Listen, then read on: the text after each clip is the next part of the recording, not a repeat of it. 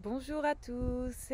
Alors, je viens vous faire une petite vidéo aujourd'hui un peu différente de d'habitude et un peu particulière. Je ne sais absolument pas d'ailleurs si j'aurai le courage de poster cette vidéo, puisque ici, on va venir parler de la maternité, de la grossesse, de la parentalité et avoir un regard un peu différent sur tout ça et tout ce qu'on peut montrer, puisque je viens ici vous partager mon expérience, ce que j'ai vécu à ce moment-là et qui est un peu différent de ce qu'on peut entendre sur la grossesse et autres. Donc voilà. Encore une fois, ce n'est que mon expérience. Si je fais cette vidéo, c'est juste pour partager mon expérience et mon vécu sur ça. Ce que moi j'ai vécu, comment je l'ai ressenti, comment émotionnellement parlant j'étais à ce moment-là. Et juste pour dire que à ce moment-là, à cet instant précis où moi ça m'arrivait, j'aurais tellement aimé tomber sur quelqu'un qui ait vécu une expérience un peu similaire pour me dire juste je ne suis pas folle, il n'y a pas que moi qui vis des expériences comme celle-ci. Voilà, encore une fois, c'est pas pour s'enfermer dans une boucle et dans un groupe de personnes qui ont vécu les mêmes choses, pas du tout, mais juste échanger sur un même sujet et avoir des ressentis un peu identiques. Et ben par moments, ça fait du bien. Ça nous permet de prendre un peu de hauteur sur ce sujet qui est, pour ma part, je pense, assez sensible au niveau de la maternité et la parentalité. Donc tout a commencé, il était une fois un homme et une femme qui voulaient avoir un enfant. Bon, j'explique un peu dans le contexte où j'étais, moi personnellement, émotionnellement, au moment où on a décidé d'avoir un premier enfant. J'étais pas dans le meilleur de mes années, j'étais très très chamboulée, j'étais émotionnellement parlant sur le fil du rasoir. J'étais dans un chamboulement de ma vie où je comprenais pas trop ce qui se passait, où ça faisait à peu près 4 ans, non 2 ans, ça faisait à peu près 2 ans que je ressentais des choses à l'intérieur de moi que j'avais pas pris conscience avant et qui n'était pas forcément agréable d'ailleurs. Et où là, la vie ne me laissait plus le choix que de regarder ces choses-là et non de les esquiver, comme je faisais très très bien auparavant. Donc voilà, un peu dans le contexte dans lequel moi j'étais, je me trouvais au moment où on a décidé de créer un enfant tout simplement. Donc on a mis un petit temps avant que je réussisse à tomber enceinte, comme par hasard. Et puis, oui, que je dise quand même que avant que je tombe enceinte, Aurélie était une femme très active, euh, extérieurement parlant. Donc, moi, j'étais une fille qui, ça la dérangeait pas d'aller prendre une tronçonneuse, d'aller couper du bois, d'aller en extérieur, tondre la pelouse, faire des haies. Je montais à cheval. Je faisais beaucoup la fête. J'étais vraiment, vraiment très, très, très, très active, que ce soit professionnellement parlant, mais également personnellement parlant. Je faisais, comme j'aimais le dire, beaucoup d'activités de mec. Voilà, donc ce qui n'est pas très, très favorable quand on est enceinte. Donc voilà, c'est un petit détail qui a son importance du coup. Et donc arrive le moment où je tombe enceinte, j'apprends que je tombe enceinte, donc je suis très très contente, tout se passe bien. Et là, ça déchante à l'intérieur de moi, puisque comme c'était un peu prévu, je pense, vu que j'étais très très active, il y a un moment donné en fait où j'ai pas pu être très active comme ça enceinte, j'étais très très fatiguée, mal aux queureuses. Je me rappelle avoir dit une fois, une fois au tout départ, ah si c'est ça d'être enceinte, j'ai pas envie d'être enceinte, hein. Bah ouais, en fait, parce que la vie faisait en sorte que je me pose, et moi je voulais absolument pas me poser. Ça me perturbait énormément de pas pouvoir aller faire des samedis avec mes amis, à aller faire du bois. Enfin, tout du moins, je pouvais y aller, hein, mais je pouvais pas porter comme je portais d'habitude, je pouvais pas faire des actions que je faisais euh, comme je faisais habituellement. Et ça, je me suis beaucoup bloquée là-dessus et j'étais très très en colère à ce niveau-là. Euh, Vraiment, j'avais vraiment envie pour le coup de faire comme si de rien n'était et pour autant je ne pouvais pas. Euh, j'ai par contre eu la chance de vivre cette grossesse avec une amie euh, à 15 jours d'intervalle. Donc on était enceinte de 15 jours d'intervalle. Bon, ça c'est la meilleure expérience que j'ai vécue. Et du coup, les mois passent et je me renferme dans cette pseudo-colère, je pense, hein, dans ce truc que je comprends pas en fait. Et du coup, je me sens pas bien. Je me sens pas bien d'être enceinte. J'aime pas être enceinte. C'est pas une sensation qui me plaît. Pour moi, je suis bloquée en fait. Je suis bloquée. Et en fait, oui, avec des années en arrière, avec des années qui sont passées, oui, en fait, j'étais bloquée dans cette expérience où je ne pouvais pas m'agiter extérieurement comme je le faisais d'habitude pour fuir les choses. Là, j'étais obligée de regarder les choses en face. Alors, bon, je peux vous dire que je ne la regardais toujours pas en face, hein, mais j'avais beaucoup plus de mal à les fuir. Et donc, du coup, est apparu les angoisses, les peurs d'eux, les pas bien, les mal par-ci, les mal par-là. Enfin voilà, un calvaire quoi. Et effectivement, du coup, plutôt que de me dire que c'était moi-même qui n'était pas bien, bah non, j'ai mis tout ça sur le dos de le fait d'être enceinte. Donc voilà, euh, les mois passent et pour autant tout se passe très bien. Alors effectivement j'avais un diabète gestationnel que j'ai absolument pas eu à la deuxième grossesse et que je pense que d'ailleurs je n'avais potentiellement pas. Mais bon bref, moi qui avais une phobie des piqûres, ça tombait à pic, il fallait se faire piquer toutes les semaines, 2 fois dans une même journée, enfin bon la totale. Le truc que j'adore quoi, comme par hasard, hein, on va dire, tout ça, ça s'est passé là. Et puis les mois passent, l'accouchement arrive. J'ai jamais eu vraiment peur, j'ai toujours eu un tempérament un peu de guerrière et que ce tempérament, voilà, arrivait toujours souvent à pic quand il avait besoin d'être là. Donc c'était pas quelque chose qui me faisait peur vraiment l'accouchement, même si je pense qu'il y avait des peurs sous-jacentes là-dessous, mais voilà. Et donc arrive le fameux jour où on doit y aller quoi. C'est go, c'est le feu, on y va et donc jusqu'à ce que bébé arrive. Voilà, j'avais un tempérament assez de guerrière. J'ai pas souffert, tout s'est très très bien passé. J'ai eu la péridurale. Enfin bon, voilà, tout s'est très très bien passé jusqu'au moment où le bébé est né. Alors voilà, hein, j'ai été très très émue. Et au moment où on me dit, Aurélie, vous voulez le prendre sur vous? Et où là, je dis, non, non, donc mon conjoint, je lui dis, ben non, vas-y, toi, prends-le. Du coup, j'ai donné comme excuse que vu que moi, j'avais partagé 9 mois avec, enfin bon, j'ai pas dit ça comme ça, hein, sur le coup de l'émotion, mais en gros, ça voulait dire ça.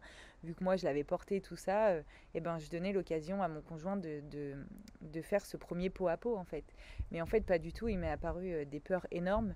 Non pas que je n'aimais pas mon enfant, absolument pas, c'était pas du tout ça, mais en fait des peurs de mal faire, des peurs de pas être bien, des peurs et des peurs. Et donc voilà, et là a commencé une expérience de à peu près 5 ans où il a fallu quasi tout ce temps-là pour comprendre des choses sur nous, sur l'enfant en question et tout ça, et où il a fallu se remettre en question constamment, et où il a fallu lâcher énormément, et où il a fallu se consolider énormément, et où il a fallu se rapprocher énormément, et où il a fallu prendre conscience. C'est même pas il a fallu, c'est que c'est venu comme ça, parce qu'à un moment donné, en fait, les nuits étaient un calvaire. Alors que vous dormiez pas une nuit, 2 nuits, 3 nuits, 1 mois, 2 mois, 3 mois, mais que vous dormez pas à votre guise pendant 5 ans, croyez-moi bien que après cette expérience, Vous dites plus jamais ben en fait dormir ça sert à rien, dormir c'est du temps de perdu. Non, jamais. En fait, vous avez la réflexion de vous dire que dormir c'est vital et que si tu dors pas, eh ben en fait tu meurs parce que tu peux pas. C'est pas possible. C'est dormir, c'est comme recharger nos batteries, c'est comme recharger nos batteries tout simplement. J'ai rien d'autre qui vient parce que si tu dors pas, en fait, tu pètes les plombs et tu peux pas vivre en fait. Tu survis, mais tu peux pas survivre en fait pendant comme ça pendant des années, des années, des années. C'est pas possible. Alors à moins que on soit des surhumains, mais pour le coup, moi, j'ai jamais été surhumaine. Je suis une humaine tout simplement et qui vit et qui apprend avec ses expériences, avec ses expériences, tout simplement. Et donc, du coup, ça a commencé à cheminer comme ça pendant 5 années et où j'ai beaucoup appris pendant ces 5 années parce que on m'a beaucoup dirigée à me dire Aurélie, il faut faire comme ça, Aurélie, il faut faire comme ça. Et absolument, pendant les premières années, absolument jamais, jamais, jamais je ne m'écoutais, jamais, jamais. Parce que pour moi, on allait me donner la solution. Je ne comprenais pas pourquoi ça m'arrivait à moi, pourquoi moi. Pourquoi moi on me fait subir ça alors que à côté de moi j'ai d'autres amis avec d'autres enfants et les bébés dorment et moi non. Le bébé ne dort pas, je suis obligée de dormir par terre. Enfin bon bref, on trouve toutes les astuces. Hein. Et puis il y a ce truc de lâcher prise en fait, parce qu'on vous dit il faut absolument pas que tu dormes avec, parce que c'est pas bien, parce que il va faire ça tout le temps et après il fait des caprices, laisse-le pleurer Aurélie et blabli et blabla. Et croyez-moi bien que toutes ces expériences-là, je les ai vécues à fond. Hein. Parce que, encore une fois, ben, avant de se faire sa propre idée, et ben, t'expérimentes ce qu'on te dit, ce qu'on te propose. Et puis, ben, tu vois si ça fonctionne ou pas. Et croyez-moi bien que sur un être, ben, tu peux donner un conseil. Mais tu peux pas dire que ça va forcément marcher. Parce que c'est pas forcé. C'est pas évident, en fait. Effectivement, nous, ça ne fonctionnait pas et jusqu'au jour où ben, on a lâché en fait. On a lâché, on s'est dit, ben voilà, ben oui, on va le prendre à dormir avec nous. Parce qu'en fait, c'est tout simplement ce qu'il avait besoin en fait. Mais ça, on l'a compris des années après. Et les traumatismes après, ils sont là. Hein. Ils sont là. Ils sont là. Mais c'est comme ça, on apprend. Malheureusement, on fait des erreurs par moment, il faut en passer par là et puis c'est tout. On apprend, on fait des erreurs, on apprend, on fait des erreurs. Et donc, à toutes les personnes, je voulais passer un message aussi à toutes les personnes qui disent à leur entourage, en fait, faut pas que tu prennes ton bébé dans ton lit, c'est pas bien, faut pas faire ça, faut le laisser pleurer, faut ceci, faut cela. En fait, juste, ben, je peux comprendre en fait que vous donniez des conseils, mais juste peut-être dire, ben moi j'aurais fait ça, mais pas il faut faire ça, parce qu'en fait ça a toute son importance.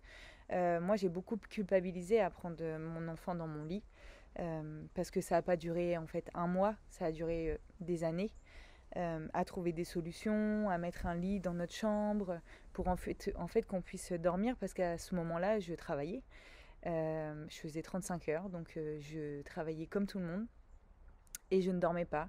Et j'ai eu juste un patron exceptionnel qui savait quand j'allais pas bien et qui me disait ah Aurélie, vous n'avez pas beaucoup dormi cette nuit. Et je lui répondais non et qui me cherchait pas de noise en fait parce que j'ai toujours fait mon travail. Alors certes, j'avais pas forcément toujours la bonne humeur parce que quand on ne dort pas, eh bien c'est compliqué. Mais pour autant, j'ai toujours fait mon travail et on m'a jamais cherché de noise et c'est juste ce qu'il me fallait en fait. C'est juste qu'il me fallait qu'on me dise rien, tout simplement, mais qu'on me juge pas en même temps. Et donc voilà, cette période-là a été une période très difficile, mais en même temps, grâce à cette période-là, j'ai eu énormément de prises de conscience qui sont venues à moi, énormément. Et j'ai toujours, mon fils, je le remercierai jamais assez, parce que c'est grâce à lui si j'ai pu ouvrir les yeux sur certaines choses de la vie de tous les jours, de mes ressentis, de mes émotions, d'accepter des choses qui passent à travers moi, de tout ça. Sans cette expérience-là, j'aurais jamais, jamais, au grand jamais, je pense, ouvert les yeux sur plein de choses. jamais j'aurais remis en question le train-train quotidien sur lequel j'étais. Jamais j'aurais remis en question que le travail, c'est la santé, que le dur labeur, c'est la santé. Jamais j'aurais remis en question plein de croyances que j'avais. Alors je dis pas que c'est des croyances qui sont bonnes ou pas bonnes, on s'en fout à la rigueur. Mais c'est juste que jamais j'aurais changé de mon train-train quotidien. Jamais, jamais, jamais, jamais. C'est sûr, c'est quasi sûr. On n'est jamais sûr de rien, mais voilà. Et que grâce à cette expérience-là, eh bien, malgré qu'on ait été quasi seul dans cette expérience-là, eh ben, ça a été en fait une grande ouverture. Parce que la plus belle des ouvertures, c'est souvent là où tu lâches prise en fait. Mais pour lâcher prise, en fait, il faut arrêter de résister. Et par moment, pour arrêter de résister, faut toucher le fond. Parce qu'on a tellement... Alors moi, on me disait toujours, Aurélie, oh là là, quel caractère tu as, quelle force de caractère tu as. Et ouais, mais cette force de caractère, croyez-moi bien, elle m'a beaucoup desservi, beaucoup, parce qu'en fait, c'était pas une force de caractère. C'était une résistance énorme à la vie, à ce qu'on me proposait. Énorme, énorme. Parce que moi, quand je suis tombée enceinte, j'avais toujours dit, de toute façon, moi, ça ne me changera pas la vie.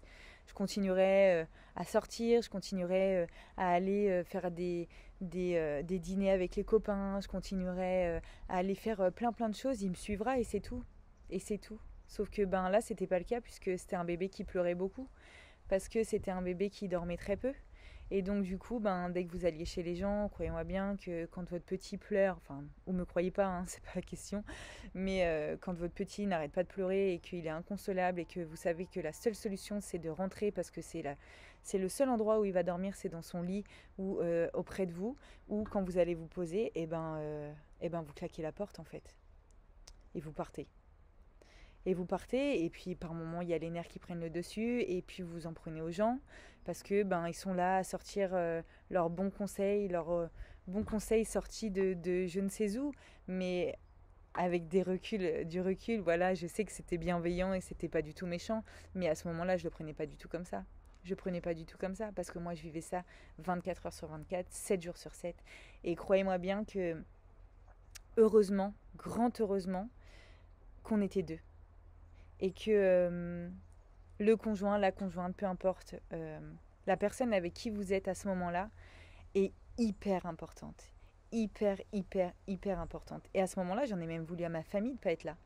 J'en ai voulu à ma famille de pas être là. Parce que je me disais, mais c'est pas possible de nous laisser dans une telle merde. On avait juste besoin de, par moments, souffler une nuit, dormir. Et ça n'arrivait quasiment jamais. Puisque, je peux comprendre maintenant que moi, je dis toujours, moi, je veux bien garder des enfants, mais il faut que ça dorme. Si ça dort pas, j'en veux pas pour l'instant, je ne peux pas. Et donc, ça fait... j'ai accouché pour la première fois il y a 9 ans. Donc, voilà, ça met du temps après. Ça met du temps et le sommeil met du temps à se récupérer.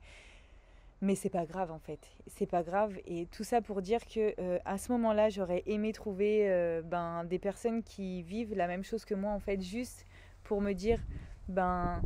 en fait je suis pas la seule et ça arrive, et la grossesse c'est pas que joli, on peut aussi la vivre différemment, on peut aussi pas être à l'aise d'être enceinte, on peut aussi le vivre différemment.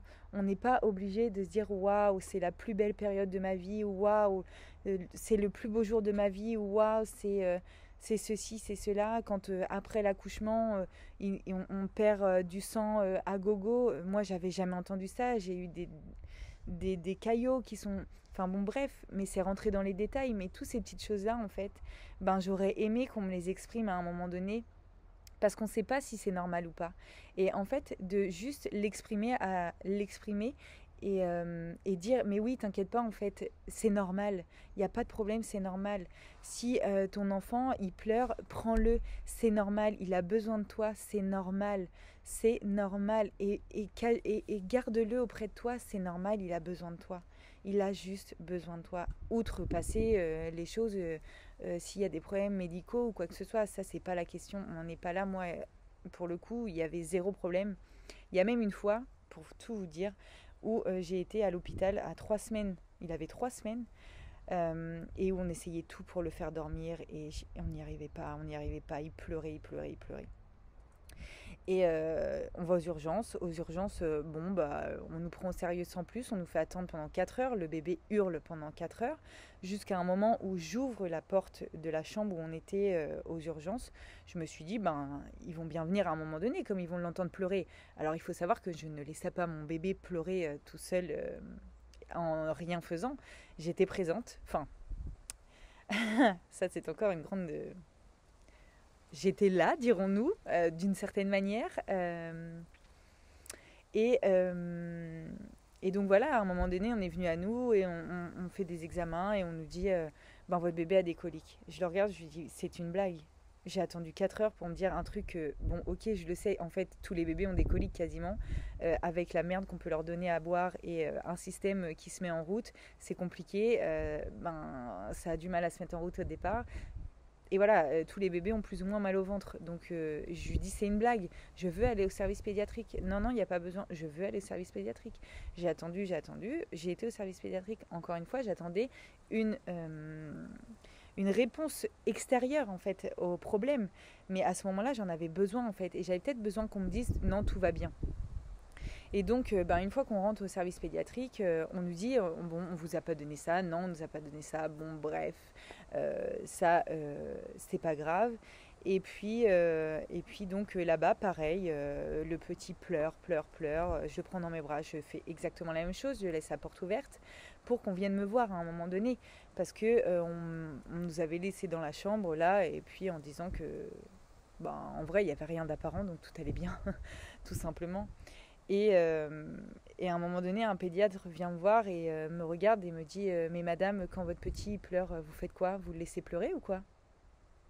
Et là, je le regarde, je lui dis sérieusement? Je lui dis non, non, absolument pas. Je ne laisse absolument pas mon enfant pleurer. En fait, je le prends avec moi, mais j'y arrive pas. Il y a quelque chose qui cloche. Je ne comprends pas quoi. Il faut savoir qu'à cette époque, je ne ressentais pas du tout. Je n'étais pas du tout à l'affût de mes émotions, de ce que je pouvais ressentir, de mon intuition, dirons-nous. Pas du tout. Donc j'étais perdue. J'avais besoin d'une aide extérieure en fait. Et donc là, on me balance ça. Et alors moi, avec donc ce super caractère que j'avais, je regarde sa collègue, je lui dis donnez-moi une décharge, je m'en vais. Je m'en vais. Elle me dit non, non, faites pas ça. Je dis oui, je m'en vais si c'est pour qu'on me dise ça. J'attends pas, je sais pas combien de temps. Je suis pas bien, je suis dans un hôpital. Mon bébé, il est pas bien. Et on vient juste me dire que je ne m'occupe pas de mon enfant correctement parce que, soi-disant, je le prends pas quand il dort. Donc, non, en fait, j'accepte pas ça et je signe une décharge, je m'en vais. La, la personne que j'ai en face de moi, très bienveillante me parle et on commence à parler et à échanger vraiment pour le coup et voilà et me dissuade de partir et donc on reste donc tout ça pour dire qu'il n'y avait aucune raison médicale de rester. Au bout de 48 heures on est ressorti. On n'avait toujours pas de solution à ce problème, dirons-nous, de sommeil. Avec beaucoup de recul, maintenant, on peut comprendre plein de choses, mais c'est pas la leçon à en tirer en fait et à comprendre plein de choses, mais c'est juste de dire euh, la leçon, vraiment la plus grande leçon que j'ai pu en tirer, c'est de lâcher prise. Et que quand tu lâches prise, eh ben, ça s'arrange. Lâcher prise de prendre son enfant tout le temps dans les bras, lâcher prise de prendre son enfant dans le lit parce qu'il en a besoin en fait, il a besoin de ce contact, il est perdu, il est en angoisse totale dès tout petit. Donc lâcher prise en fait, peu importe sur quoi, mais lâcher prise. Et sans cette extrême fatigue, j'aurais jamais lâché prise. Je me serais jamais autorisée à lâcher prise. Et en fait là, j'ai même pas eu le choix de m'autoriser à. Non, j'ai pas eu ce choix. Ça m'a été imposé, clairement. Donc voilà, c'est la plus grande leçon que je peux en tirer de cette expérience, c'est de lâcher prise, de s'écouter. Rien, rien. Vous avez votre cœur de maman, en fait. Vous savez tout. Après, le plus dur, c'est de s'écouter. Hein. C'est d'écouter son intuition, de s'écouter soi-même.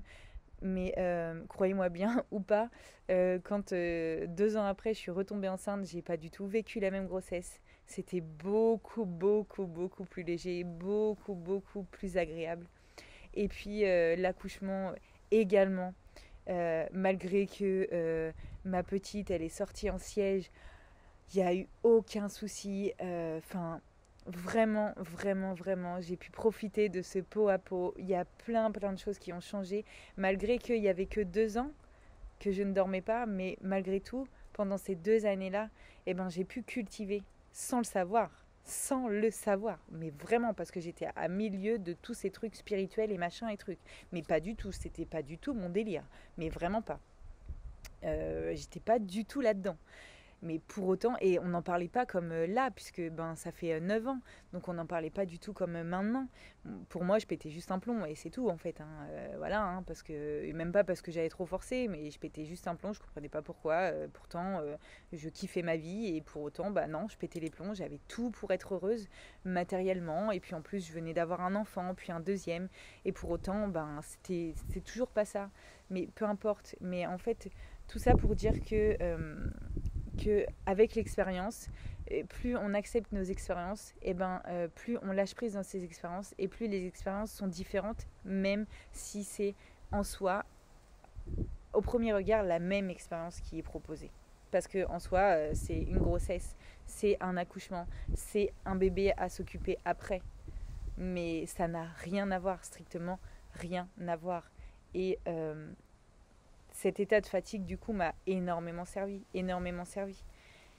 Sur plein, plein, plein de choses, sur plein de choses. Et maintenant, je m'en rends compte, mais aussitôt, aussitôt, aussitôt. La chose, une des choses les plus importantes dans votre vie, quand vous en ressentez le besoin, c'est de vous poser. C'est de vous poser. Sans ça, ben c'est vos nerfs qui fonctionnent en fait. C'est pas votre cœur. Ça fonctionne pas comme ça en fait. C'est pas possible.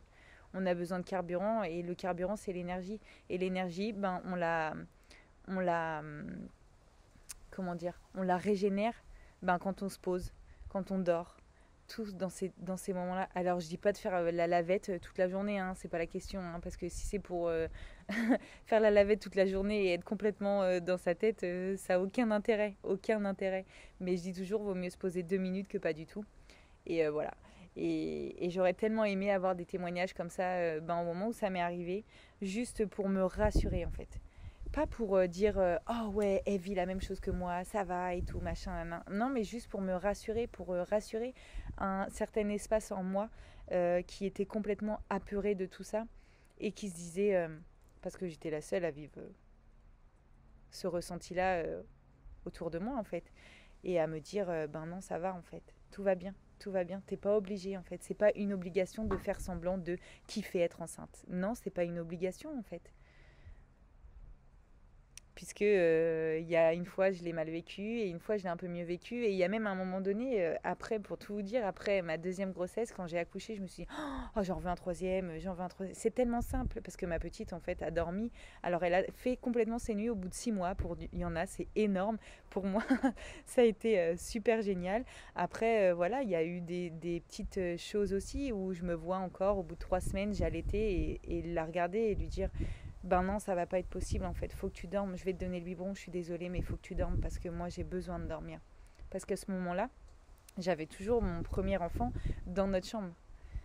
Mais pour autant, ça s'est fait en fait. Et là, tout de suite, j'ai lâché.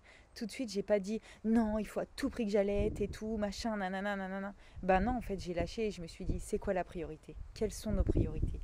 Ma priorité, c'est de dormir. Peu importe où, avec qui, comment, peu importe. La priorité, c'est qu'on dorme tous. Point final. Et c'est tout. Et c'était juste ce qu'on avait besoin. Et s'il fallait dormir avec les petits, pas avec les petits, eh ben c'était comme ça. Et on faisait au jour le jour. Et on se prenait pas la tête. On savait pas la prochaine nuit ce que ça allait être. Et puis quand on dormait 6 heures à la filée, eh ben on était heureux. On était heureux. Et franchement, eh ben voilà. Juste, encore une fois, je fais ce partage.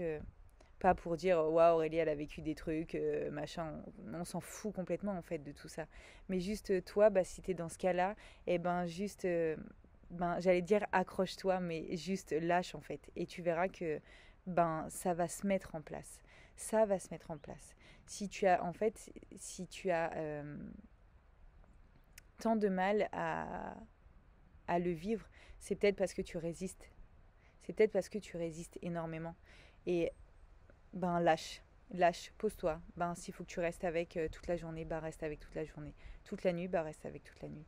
Et c'est pas des caprices en fait. C'est pas des caprices.